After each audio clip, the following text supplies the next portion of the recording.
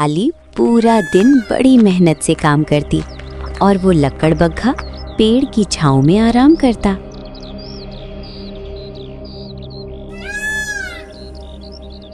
अरे वाह, जिंदगी हो तो मेरे जैसी। मैं अपने दिमाग का प्रयोग करके बैठे बैठे ही खा लेता हूँ। अब लाली ने भी साल भर का खाना इकट्ठा कर लिया होगा। अब मुझको पारो के पिता के पास जाना चाहिए और मैं पारो से शादी करके लाली की तरफ देखूंगा भी नहीं।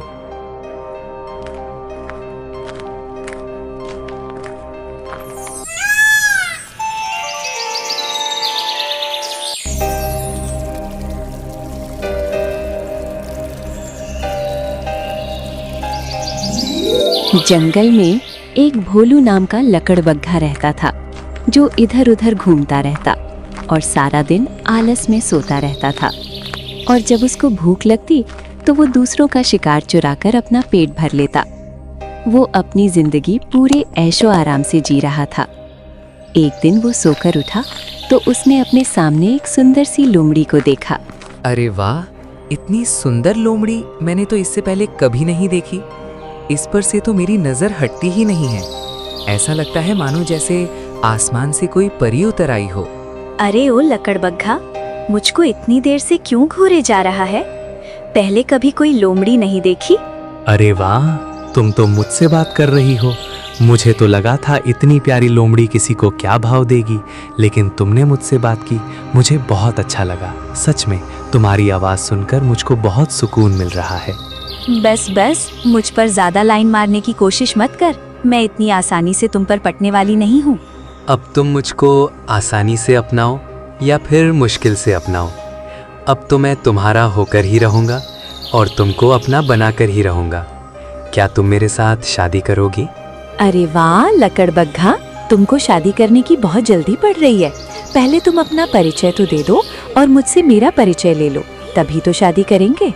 मैंने तो तुम्हारा अभी ठीक से नाम भी नहीं जाना है। वैसे क्या नाम है तुम्हारा? मेरा नाम लकड़बग्घा है और तुम्हारा नाम क्या है? मेरा नाम पारो है। पारो, मेरे पिताजी ने मुझको झूमती हुई बोतल पीकर पैदा किया था। अरे पारो, तुम्हारे पिताजी क्या शराबी हैं जो तुमको झूमती हुई बोतल के साथ पैदा किया था? अरे नहीं लकड़बग्घा, मैंने तो बस ऐसे ही बोल दिया। तुम्हारा नाम और तुम मुझको बहुत अच्छे लगे। अगर तुम मुझसे शादी करना चाहते हो तो तुमको मेरे पिताजी से बात करनी होगी। हाँ, मैं तुमसे शादी करने के लिए कुछ भी करूँगा। चलो तुम्हारे पिताजी के पास चलते हैं। और दोनों पिताजी के पास जाने के लिए निकल गए। पारो का पिता लकड़बग्घा को देखते ही गुस्से में आ गया। अरे ये तो भोलू चंद है। पारो क्या भोलू चंद की बेटी है? ये तो भाई भोलू चंद है जिसका मैं शिकार चुरा कर भाग गया था। अगर इसने मुझको पहचान लिया तो मेरे लिए तो मुसीबत खड़ी हो जाएगी और मैं पारो की नज़रों में भी चोर बन जाऊंगा। खैर, अब तो ये बुढ़ा हो गया, इसको क्या याद होगा। पिताजी को मेरा नमस्कार। पारो बेटा, ये वही है जिससे तुम शादी करना चाहती हो? हाँ पिताजी, ये वही है जिनको मैं अपना जीवन साथी बनाना चाहती हूँ और मैं इनका घर संवारना चाहती हूँ। घर तो तुम जब संभालोगी ना, जब इस आलसी चोर के पास घर होगा। ये तो खुद बेघर है, तुझको भला घर कहाँ से दे पाएगा? नहीं ससुर जी, मेरे पास मेरा खुद का घर है। चल मान लिया, तेरे पास तेरे खुद का घर है, लेकिन उसमें खाना पीना तो मिलेगा नहीं, क्योंकि तू तो चोरी करके खाता है और तू सारा दिन सोता रहता है। काम तो तुझसे होता नहीं है और तू पूरा दिन आलस में ही पड़ा रहता है। और जब तुझको भूख लगती है तो तू किसी दूसरे का शिकार चुराकर अपना पेट भर लेता है। यही है ना तेरे पूरे दिन की दिनचर्या। अगर मैं तेरे बारे में और ज्यादा बताऊंगा तो पारो को बहुत बुरा लगेगा, इसीलिए अब तू ज्यादा मेरा मुंह मत खुलवा। नहीं पिताजी, अब मैंने चोरी करना छोड़ दिया है और अब मैं खुद से मेहनत करके खाता हूँ। अरे लकड़बग्घा, तू मुझको पिताजी मत बुला। अभी तेरी पारो के साथ शादी नहीं हुई है और जब तक मैं जीवित हूँ मैं तेरी शादी पारो के साथ हरगिज होने भी नहीं दूंगा। पिताजी, मैंने अपने आप को अब बदल लिया है। अब मैं सुधर गया हूँ। अगर आपने मेरी पारो के साथ शादी नहीं की तो मैं अपनी जान दे दूंगा। हाँ पिताजी, लकड़बग्घा बिल्कुल ठीक बोल रहा है। ये अब सुधर चुका है। अब वो पहले जैसा आलसी नहीं रहा। ठीक है, तो मैं तुमको सुधरने का एक मौका देता हूँ। लेकिन तुमको मेरी बेटी से शादी करने से पहले उसके लिए 1 साल तक खाने का प्रबंध करना होगा। अगर तुम इतना खाना इकट्ठा कर पाओ तभी मैं तुमसे अपनी बेटी की शादी कर पाऊंगा। क्या तुमको मेरी ये शर्त मंजूर है? हाँ ठीक है पिताजी, मुझको तुम्हारी ये शर्त मंजूर है। अब मैं तुम्हारे पास जब ही आऊँगा जब तक मैं 1 साल के राशन का प्रबंध ना कर लूँ। और वो लकड़बग्घा गुस्से में वहाँ से चला जाता है और एक स्थान पर बैठकर सोचने लगता है। अरे यार, मैं उस भोलू चंद से साल भर का राशन इकट्ठा करने का वचन तो दे दिया, लेकिन मुझसे तो ये होगा नहीं। अब मुझको कुछ ना कुछ जुगाड़ लगाना होगा। तभी उसने लाली को आते हुए देखा। अरे वाह, अब तो मुझको राशन इकट्ठा करने की आवश्यकता ही नहीं है। मैं अपनी बुद्धि का प्रयोग करके इस लाली से साल भर का राशन इकट्ठा करवाऊंगा। और वो चालाक लकड़बग्घा लाली के पास गया। अरे लाली बहन, कहाँ से आ रही हो? अरे तुमको मुझसे क्या, मैं कहीं से भी आ रही हूँ। फिर भी मैं तुमको बता ही देती हूँ, सर्दियाँ आने वाली हैं और मैं सर्दियों के लिए खाना इकट्ठा करने वाली हूँ। मैं खाना खोज कर आ रही हूँ। तुमको तो पता है सर्दियाँ 1 साल तक रहेंगी और मुझको पूरा साल का राशन इकट्ठा करना है। अरे लाली बहन रानी, काहे इतना परेशान होती हो? भला मेरे होते हुए तुमको राशन इकट्ठा करने की क्या जरूरत है? हम दोनों साथ मिलकर राशन इकट्ठा कर लेंगे। क्या मतलब है तुम्हारा? मतलब साफ है लाली बहन, अब तुम इतनी सर्दियों में भला अकेली कैसे रह पाओगी? तुम मेरे साथ शादी कर लो और हम दोनों हमेशा साथ रहेंगे और साथ ही खाना भी इकट्ठा करेंगे। क्या तुम मुझसे शादी करोगी? लकड़बग्घा की बात सुनकर लाली सोच में पड़ गई। हाँ, मुझको भी अकेला रहना पसंद नहीं है। मैं तुमसे शादी करने के लिए तैयार हूँ, लेकिन तुम मुझको कभी धोखा मत देना। अरे कैसी बातें करती हो मेरी जान? भला मैं अपनी पत्नी को कैसे धोखा दे सकता हूँ? तुमको मुझ पर भरोसा नहीं है तो तुम एक काम करना, तुम सर्दियों का खाना मेरे ही घर में इकट्ठा करना, फिर तुमको मुझ पर पूरा भरोसा हो जाएगा।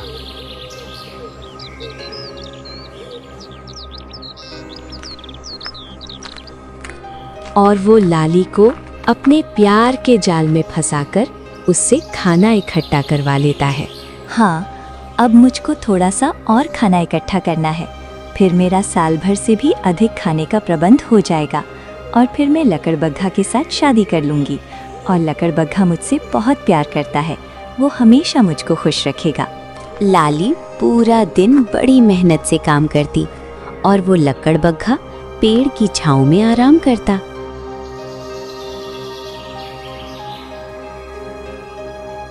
अरे वाह, जिंदगी हो तो मेरे जैसी।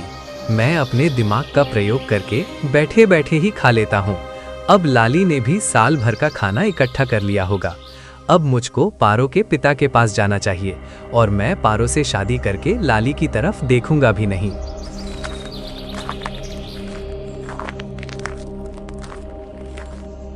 देखो लकड़बग्घा, मैंने पूरे साल का खाना इकट्ठा कर लिया है। अब हम शादी कर लेते हैं। हाँ, मैं यही तुमसे कहने वाला था लाली, लेकिन तुमने मुझसे पहले बोल दिया। अब हम जल्दी से जल्दी शादी कर लेंगे। इस घर को तो तुमने अच्छे से सजा दिया और इसमें साल भर का खाना भी इकट्ठा कर दिया। अब तुम अपने घर जाओ और तुम अपने घर को भी अच्छे से सजा लो। फिर मैं बारात लेकर तुम्हारे घर आऊँगा और तुमको डोली में बिठाकर अपने साथ इस घर में ले आऊँगा। हाँ, मैं इसी पल का तो बरसों से इंतजार कर रही थी कि कोई मेरा भी राजकुमार आए और मुझको डोली में बैठाकर अपने साथ ले जाए। हाँ, मैं जल्दी जाती हूँ और शादी की तैयारियाँ शुरू करती हूँ।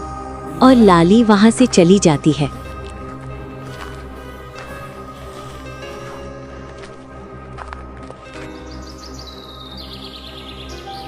और लकड़बग्घा पारो के पिता के पास पहुंचा। अरे पिताजी, मैंने साल भर का पूरा राशन इकट्ठा कर लिया है। अब आप पारो से मेरी शादी करवा दो। सच में तुमने साल भर का खाना इकट्ठा कर लिया, वो भी इतनी जल्दी? सच में तुम्हारी इस मेहनत से मैं बहुत खुश हूँ। अब मुझको पूरा यकीन हो गया है कि तुम मेरा ख्याल अच्छे से रखोगे। लेकिन मुझको अभी भी यकीन नहीं हुआ है।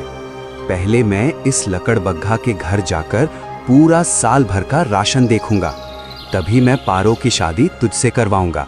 चल मेरे साथ और मुझको अपना साल भर तक का इकट्ठा किया हुआ राशन दिखा। और लकड़बग्घा के सब उसके घर की ओर जाते हैं। बाप रे, तुमने तो साल भर से भी ज्यादा का राशन इकट्ठा कर दिया। तुम तो बड़े ही मेहनती निकले लकड़बग्घा। अब मैं पारो की शादी तुमसे जरूर करवाऊंगा। और वो पारो को शादी करके अपने घर ले आता है।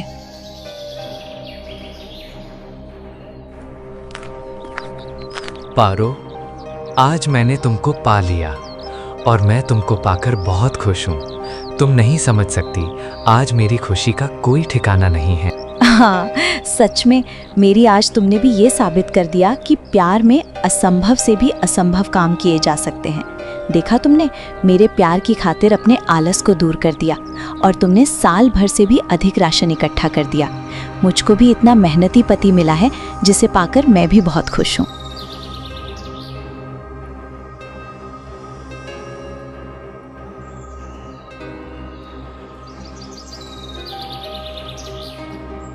और उधर लाली लकड़बग्घा का इंतजार कर रही होती है।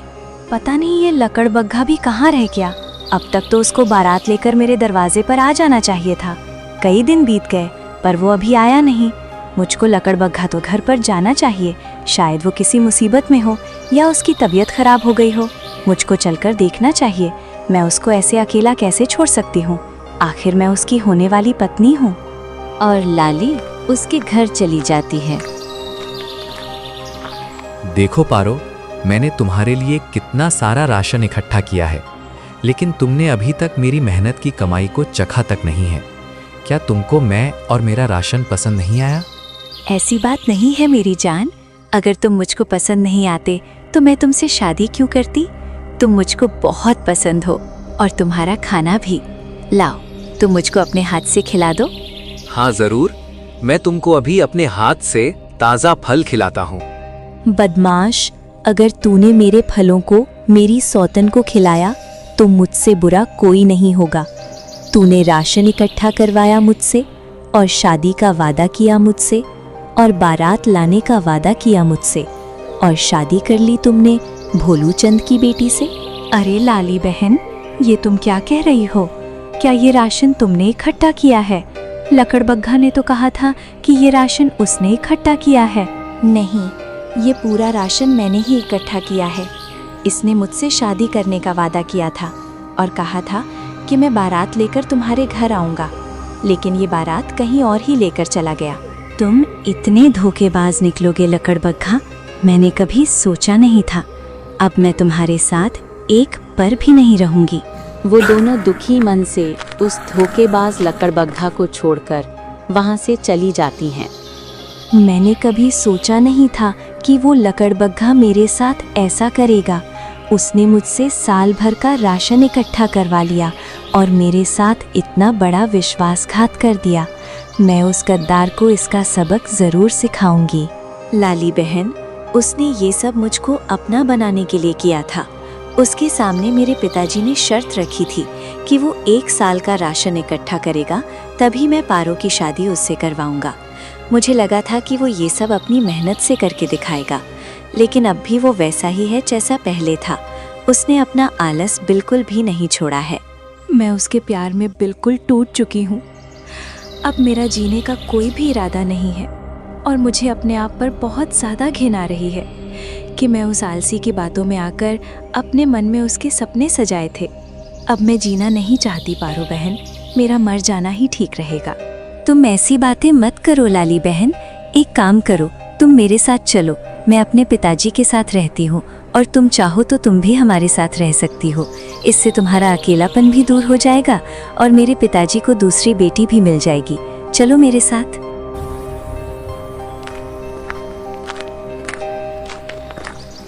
अरे पारो बेटा, मैंने तो तुम्हारी शादी करके तुमको विदा किया था और तुम अकेले आ गई।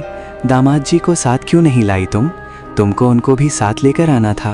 पिताजी, वो आपका दामाद 1 नंबर का आलसी निकला। उसने हमारे साथ बहुत बड़ा धोखा कर दिया। साफ साफ बताओ पारो बेटा, उसने तुम्हारे साथ क्या किया? पिताजी, जो आपने उसके सामने शर्त रखी थी कि उसको 1 साल तक का राशन इकट्ठा करना होगा। हाँ, रखी तो थी और उसने उस शर्त को पूरा भी किया था। नहीं किया था उसने उस शर्त को पूरा, बल्कि उसने उस शर्त को पूरा करवाने के लिए लाली को अपने प्यार के जाल में फंसाया और उसको शादी का लालच दिया और उससे 1 साल का राशन इकट्ठा करवा लिया। पारो, मैंने तो तुमसे पहले ही कहा था कि ये 1 नंबर का आलसी है, पर तुमने ही तो कहा था कि उसको सुधरने का एक मौका दो। कोई बात नहीं है पिताजी, अच्छा हुआ लाली ने समय पर आकर मुझको सब सच बता दिया, वरना हमेशा मुझको उस आलसी के साथ रहना पड़ता। एक बात और पिताजी, आज से लाली दीदी भी हमारे साथ ही रहेगी और तुम लाली दीदी को उतना ही प्यार दोगे जितना मुझको देते हो। हाँ बेटा, मैं तुम दोनों को बराबर प्यार दूंगा और तुम दोनों की शादी इतनी धूमधाम से करूंगा कि वो आलसी लकड़बग्घा जंगल में चक्कर खाता हुए नजर आएगा। तुम देखना, मैं तुम्हारे लिए इतना मेहनती और होनहार दूल्हा ढूंढ कर लाऊंगा, उसके जैसा होनहार पूरे जंगल में नहीं होगा। अरे यार, उस लाली को भी अभी आना था, उसने मेरी सुहाग रात भी नहीं होने दी। अच्छा भला उसको अपने हाथों से फल खिलाने वाला था, पता नहीं कम वक्त कहाँ से आ गई। लगता है मेरे आलस की वजह से मुझको अकेला ही रहना पड़ेगा।